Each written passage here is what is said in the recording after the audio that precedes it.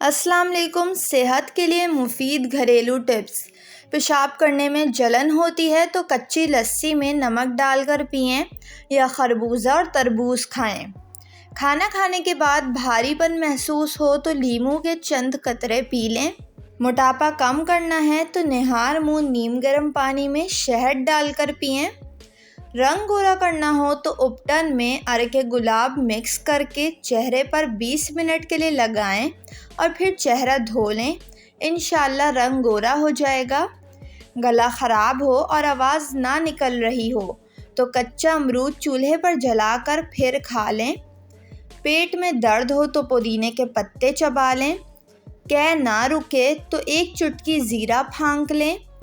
Sir की खुश्की ख़त्म करने के लिए सरसों के तेल में दही और अंडा मिक्स करके लगाएं। पाँव में दर्द है तो जैतून का तेल लगाएं, फ़ायदा होगा। चोट लग गई हो तो फ़ौरन खून रोकने के लिए रुई को नारियल के तेल में डुबोकर लगाएं, खून बहुत जल्द रुक जाएगा। जिस्म की कमज़ोरी ख़त्म करने के लिए 2 खजूर दूध में पकाकर खाएं और फिर दूध पी लें। गर्मी ज़्यादा लगती हो तो खीरा खाएं। कान में दर्द हो तो सरसों के तेल में लौंग जलाएं और इसमें रुई ऊपर से तर करके कान में लगा लें।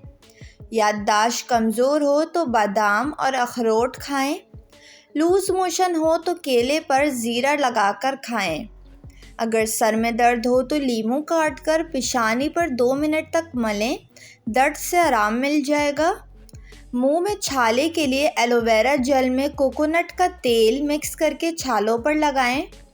गर्मी लू की वजह से अगर जिस्म कांपने लगे और कमज़ोरी महसूस हो तो 1 गिलास पानी में 2 लीमू निचोड़कर आधा चम्मच नमक और 2 चम्मच चीनी मिलाकर पी लें।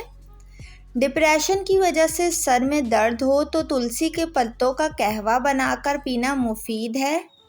पेट में मरोड़ उठे तो अजवाइन, सौंफ, खुश्क पुदीना और 1 इलायची मिलाकर चबा कर खा लें।